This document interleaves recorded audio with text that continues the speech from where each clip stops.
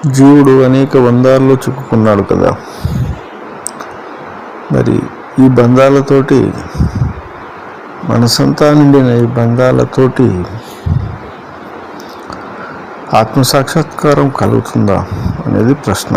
ఎందుకంటే ప్రతి జీవి బంధంతో ఆత్మసాధన చేస్తున్నాడు, కోరికలతోటే ఆశతోటే ఆత్మసాక్షాత్కారం కోసం ప్రయత్నిస్తున్నాడు. మరి అది సాధ్యమా? ఒకరికి వ్యాపారంలో నష్టం వచ్చింది అంటే అతనికి చాలా డబ్బుల మీద ఆశ లేకున్నా, ఏదో జీవించాలని అనుకున్నా, సంసారము గడపాలని అనుకున్నా, దైవ ప్రవృత్తి ఉన్నా కానీ అతనికి నష్టం వచ్చింది. అప్పుడు అతను చాలా విలువలాడతాడు, బాధపడతాడు. అంటే ఒక వస్తువు, ఒకటి సబ్జెక్టు మన నుంచి దూరం అయింది అనుకోండి, డబ్బు కానీ, పిల్లలు కానీ, మనకి ఇష్టమైనటువంటి ఒక కారు కానీ, ఒక ఇల్లు కానీ దూరం అయింది. కాబట్టి మన శరీరం, ఇష్టమైన మన శరీరంకి అనారోగ్యం కలిగిన, మనము కోల్పోయిన ప్రతిసారి ప్రతిదానికి మనం ఏ దానికైతే భయపడుతూ ఉంటామో దానితో మనకు బంధం ఉన్నట్టే కదా. మనకు దానితో బంధం ఉంది కాబట్టి మనము దాన్ని కోల్పోవడానికి ఇష్టపడతలేము, అది ఉండాలని కోరుకుంటున్నాము. మరి అది కోల్పోయినప్పుడు మనం తపన పడుతున్నాము, బాధపడుతున్నాము.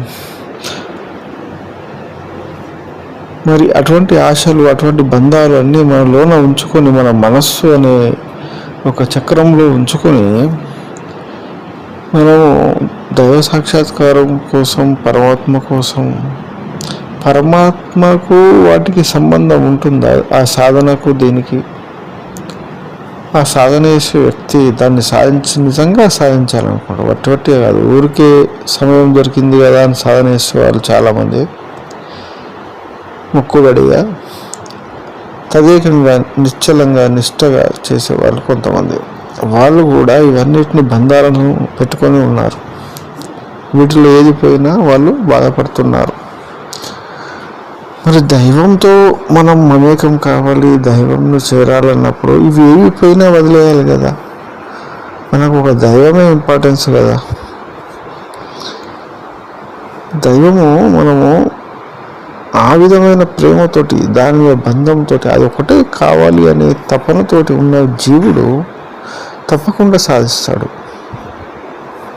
ఇప్పుడు భక్త కన్నప్పని తీసుకుంటే అతనంతా దైవం నమ్మకుండా జీవితాన్ని గడిపాడు.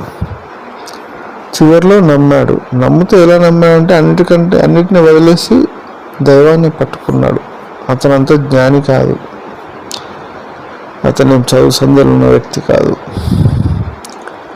అతను దైవానికి కుందేలను, అతను వేటాడిన కుందేలను సమర్పించాడు.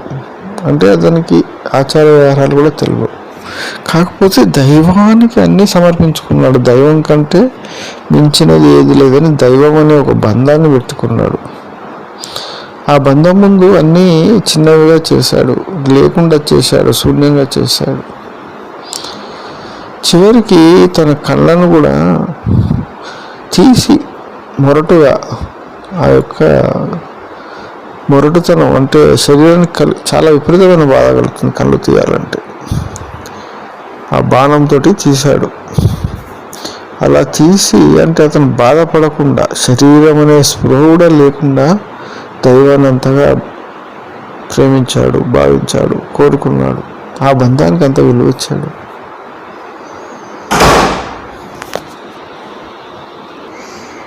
అందుకే అతనికి దైవ సాక్షాత్కారం కలిగింది. అంటే అతని హృదయంలో స్పష్టత ఉంది. ఏ బంధము లేని స్థితి, దైవ బంధమే గొప్పదనే స్థితి, ఆ స్థితికి చేరాలి. అలాంటి స్థితికి జీవుడు చేరాలి. యోగివే మనం. అన్ని వ్యసనాలున్న వ్యక్తి బంగారం కొరకు, స్త్రీలపై, కుటుంబంపై అన్ని రకాల ఆశ ఉన్న వ్యక్తి చివరికి ఆ బంధనాలన్నీ వ్యర్థమని, పనికిరానివని తెలిసిన వాడే జ్ఞానంతో కూడి వాటిని వదిలి దైవాన్ని పట్టుకున్నాడు. ఆ దైవం ఎంతలా పట్టుకున్నాడంటే ఏది అతనికి కనిపించని స్థితి చేరుకున్నాడు. ఏది కనిపించకుండా దైవంకే చేరాలి అంటే దైవం అనే ఒకే ఒక బంధం మనకు స్పష్టంగా ఉండాలి, ప్రేమ ఉండాలి. ఇక తర్వాత ఎటువంటి కష్టాలు రాని, ఎటువంటి పరిస్థితులు రాని. కాబట్టి మనకు చివరికి మన శరీరం పైన కూడా మనకు బంధం ఉండకూడదు. ఆ స్థితే ముక్త స్థితి. కాబట్టి ఆ స్థితి చెందిన యోగికి ఎవరైనా తిట్టినా కొట్టినా దానికి బాధపడడు. ఎందుకంటే అతనికి తిట్టేవాడు కొట్టేవాడితో కూడా పని లేదు. ఎందుకంటే అతను ఆ వ్యక్తిని కూడా చూడడం లేదు. తన శరీరం చూడనప్పుడు ఏ వ్యక్తిని చూసే స్థితిలో లేడు, అతను ఒక దైవం తప్ప. అలాంటి స్థితికి చేరిన వ్యక్తికి ఈ యొక్క కామము, క్రోధము, లోభము, మోహము ఏమి ఉన్నా ఏమి పోయినా అంటే అవి నష్టమైన వ్యాపారంలో విపరీతమైన నష్టం వచ్చినా అతను చలించాడు. అతని ప్రయత్నం ఏదో వ్యవహారం కోసం, సంసారం కోసం చేసి ఉండవచ్చు, కానీ దాని మీద ప్రేమ లేదు, డబ్బు మీద ఆసక్తి లేదు.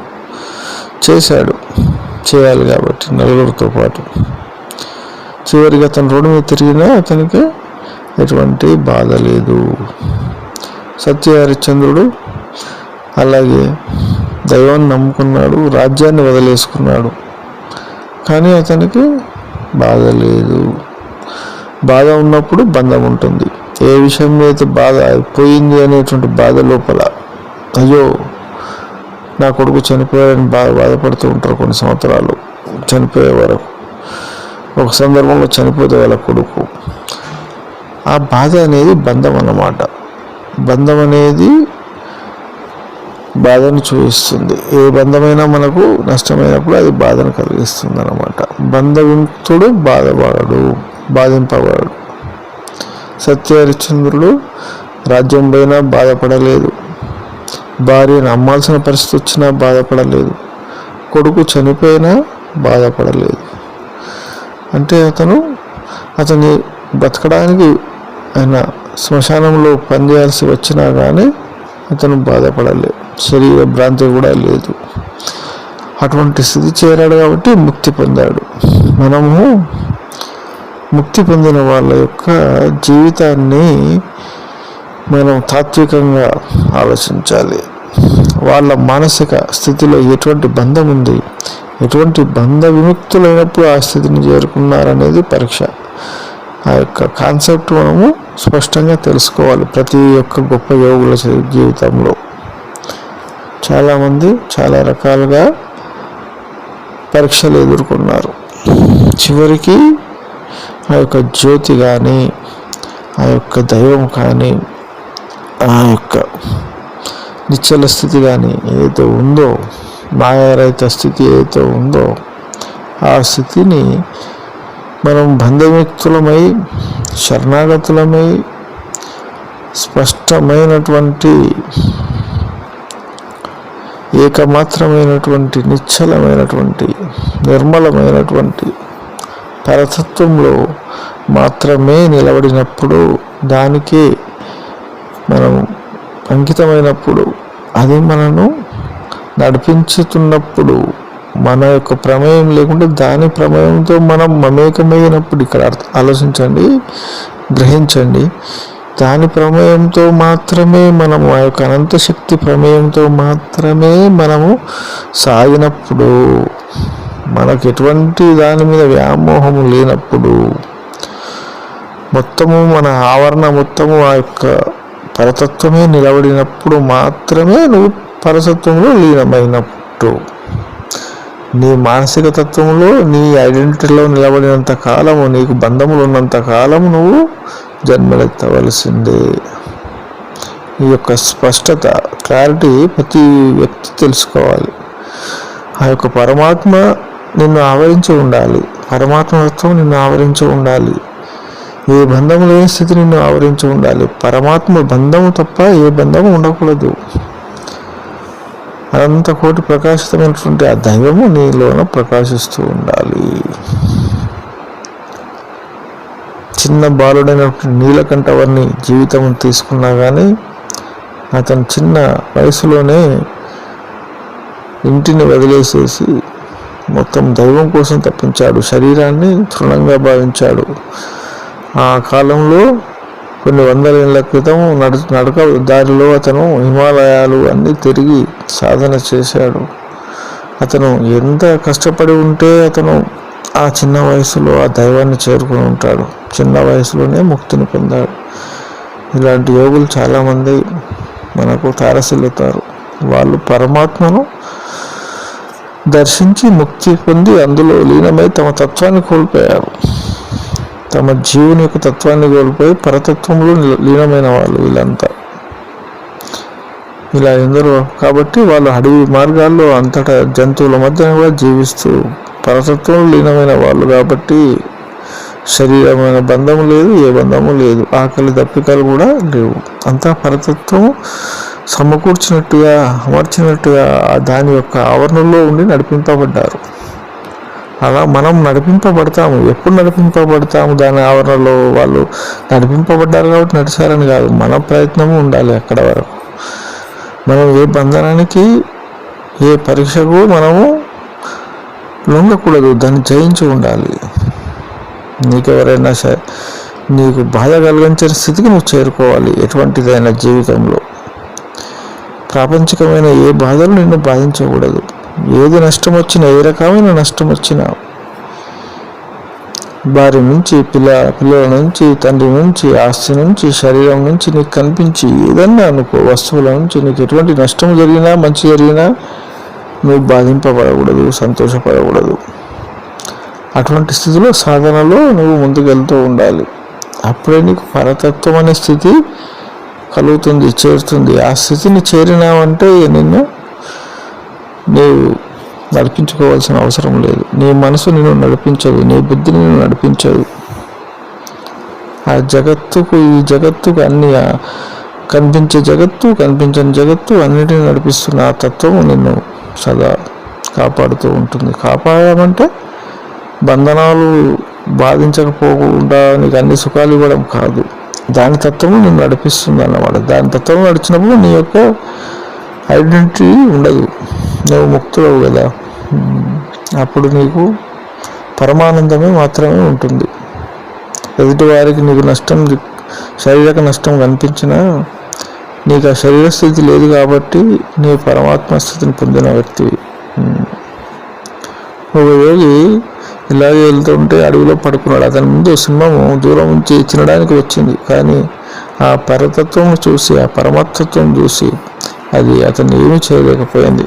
అతనికి శరణాగతి పొందింది అంత ఆ యొక్క జీవి కూడా. అంటే ఇలాంటి ఎన్నో జరిగిన సంఘటనలు మనము ఉదాహరణగా చెప్పుకోవచ్చు. పరతత్వం అంటే ఎంత గొప్పదో. పరతత్వంలో లీనమైన వ్యక్తిని ఎవరు ఈ యొక్క పంచభూతాలు కానీ ప్రకృతి కానీ ఏది కూడా ఏమి చేయలేదు.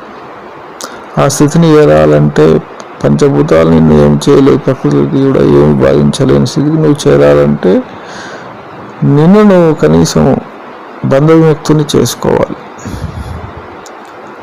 అలాంటి గొప్ప సాధనలో వెళ్ళాలి.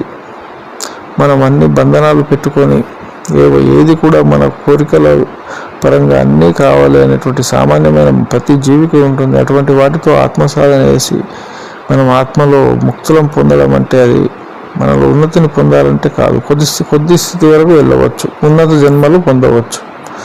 అంతేకాని నువ్వు పరతత్వంలో లీనము పరమాత్మ స్థితిలోకి వెళ్ళడం అనేది బంధరహితమైనప్పుడే.